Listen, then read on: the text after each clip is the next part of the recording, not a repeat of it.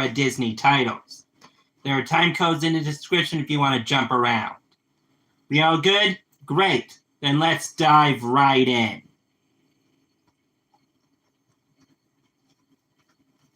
After the 1940s, the world was shocked after the Second World War. But one company still going strong after the World War was still going strong even during the war period was Disney. The Mouse House continued to make movies for and away from the war effort.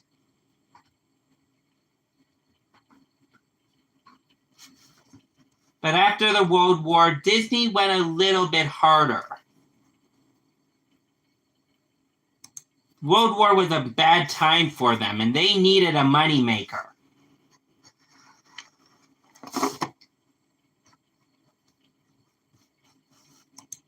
So here is where we begin Disney, the Silver Era. The Disney, the Silver Era, a complete retrospective. Now this is part 2 to my ongoing Disney animation retrospective. This will take us until the release of Lady and the Tramp, I think.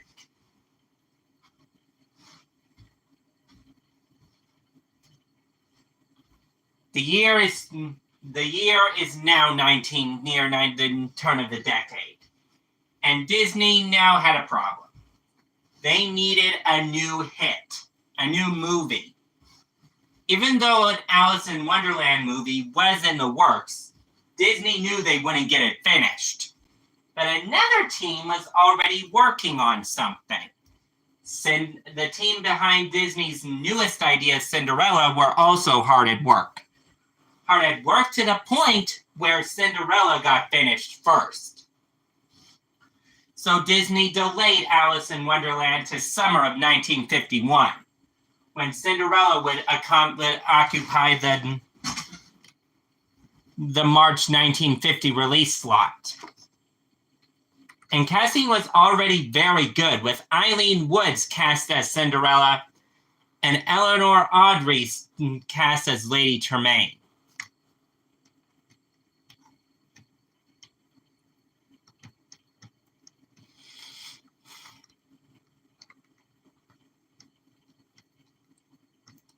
And Verna Felton was cast as the fairy godmother.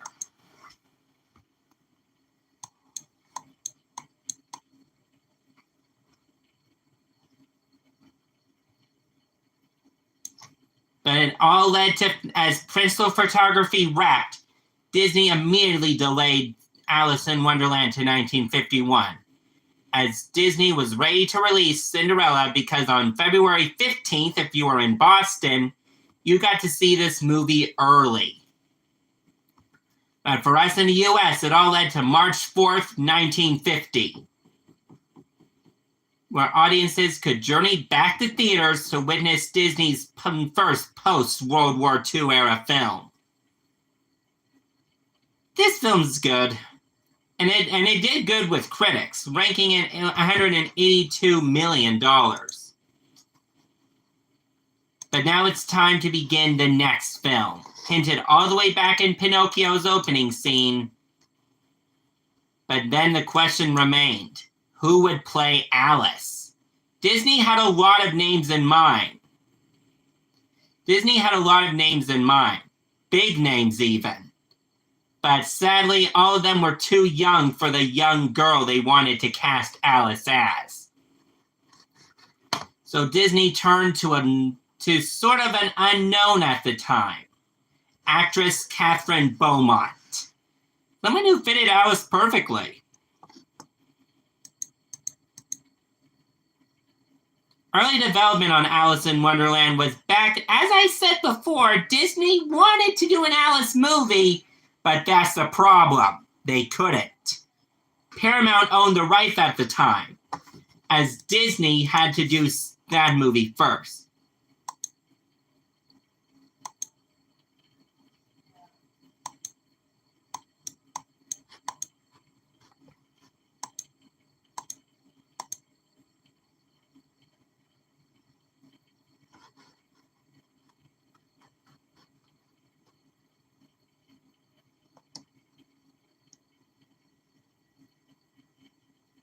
as a full teaser was released in the early months of the year 1950. As well as a 1 Hour in Wonderland special, bringing us full circle. Because it all led to September 14th, 1951, where finally Disney opened the world Disney opened the door to Wonderland and took us all for a ride down the rabbit hole.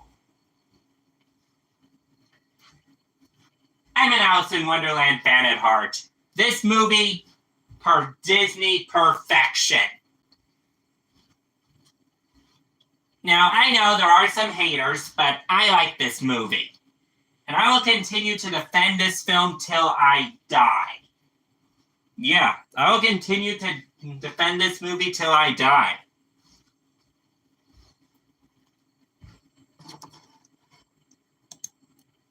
Though Alice in Wonderland didn't do as well as Disney wanted, because $3.50 million at the box office almost made this a box office flop. But Disney was still full steam ahead.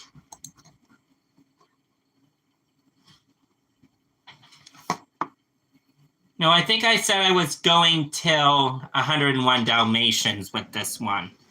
Then I'll return tomorrow or Monday tomorrow or Wednesday to do the Sword in the Stone through Robin Hood.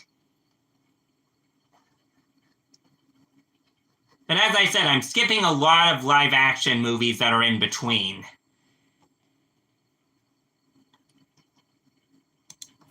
But Disney had one more film in mind.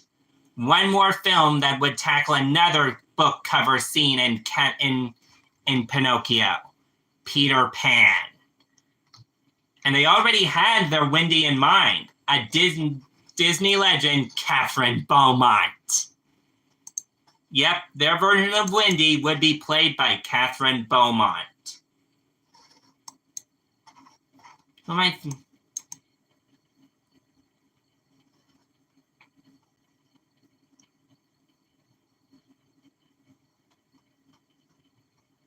But this movie was perfect, but this movie was a big one for controversy. As a matter of fact, this movie was a big problem for controversy. But the day arrived on February 5th, 1953. Audiences could journey to theaters for Disney's next attempt at a Disney film.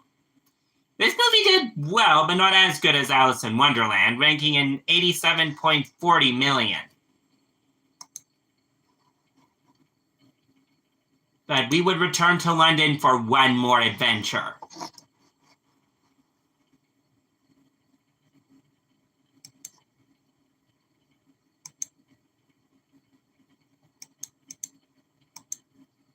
Because before the 1950 decade would come to a close, Disney would release one more film.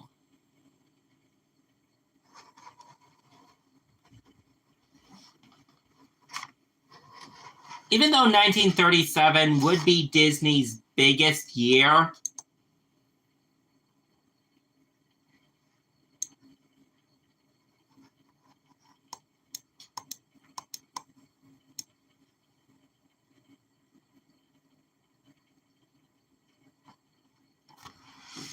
as Disney would do the same thing they did with Bambi in the World War II era. They studied dog breeds. Yep. To do this animated film, dog breeds were done. Mary Blair, who also worked on Alice in Wonderland, also returned as an art director.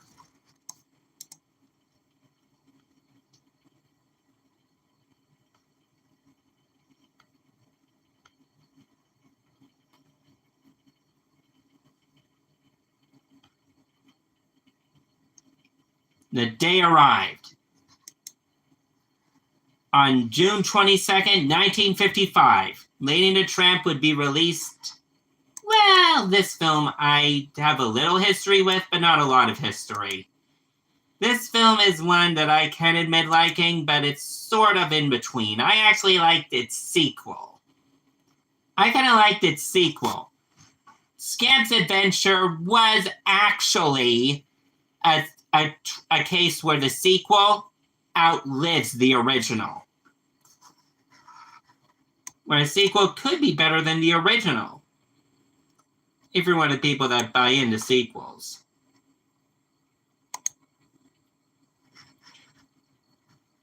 But with that, Disney was ready to introduce another princess to its cinematic universe. As the turn of the decade was close approaching, as the close of the 1950s was coming to an end, Disney would release one more princess before the turn of the decade.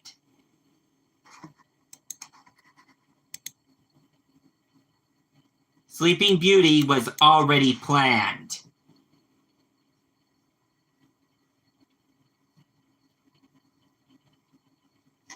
Now here's the problem. This movie was already in the works. But sadly, that movie fell through. But after Snow White, that inspired them to do it and try it again.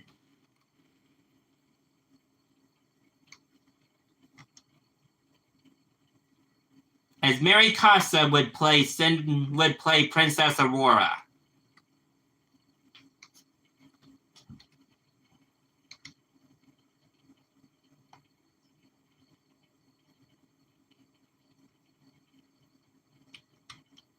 But finally, the day arrived once more.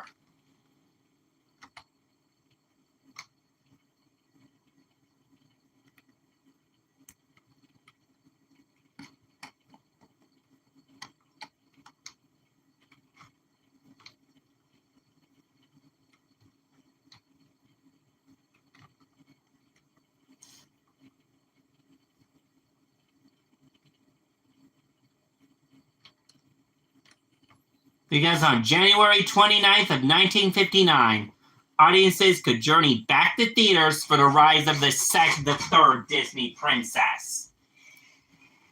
And this is okay. In my opinion, this is our last princess movie before the Renaissance. But I won't be doing the Renaissance till we reach that period of Disney's history.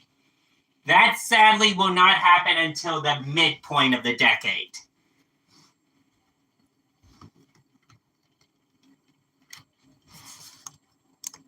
As we have one more movie to tackle before the Bronze Age begins. But as Sleeping Beauty's box office died down, a lawsuit struck.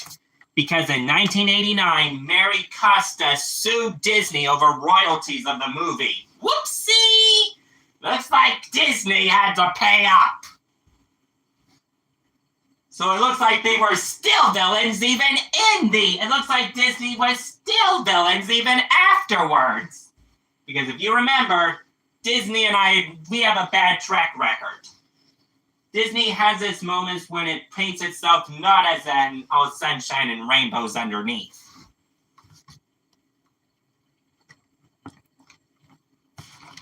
But before we set our eyes on our final film, award season happened for the the best movies of the year. As Disney for once didn't take home an Academy Award for this film. Yep, unlike Snow White, which Disney took home 7, Disney took home nothing for this film. Something that made Disney worried. Could they make good movies again?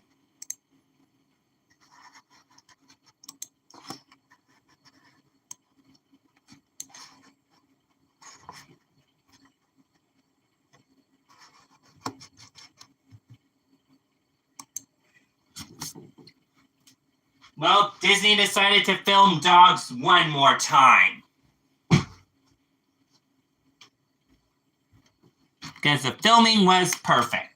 Because the filming went great for Disney with this film.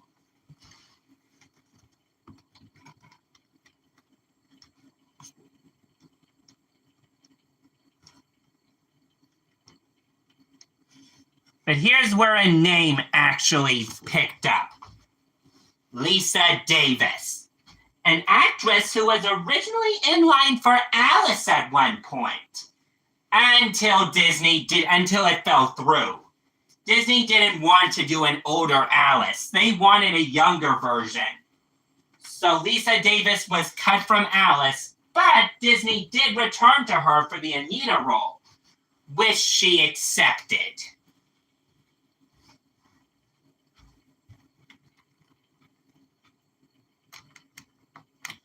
And the day arrived on January 25th, 1961. Disney would bring their first animated animal movie to their second animated animal film to the big screen. Here's where we hit another stride.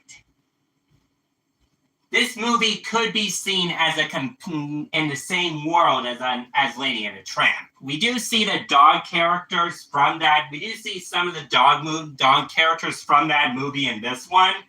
So it makes sense. Because we hear Scout, the dog that is from that movie, send out a twilight bark. As the day... And this movie did... okay.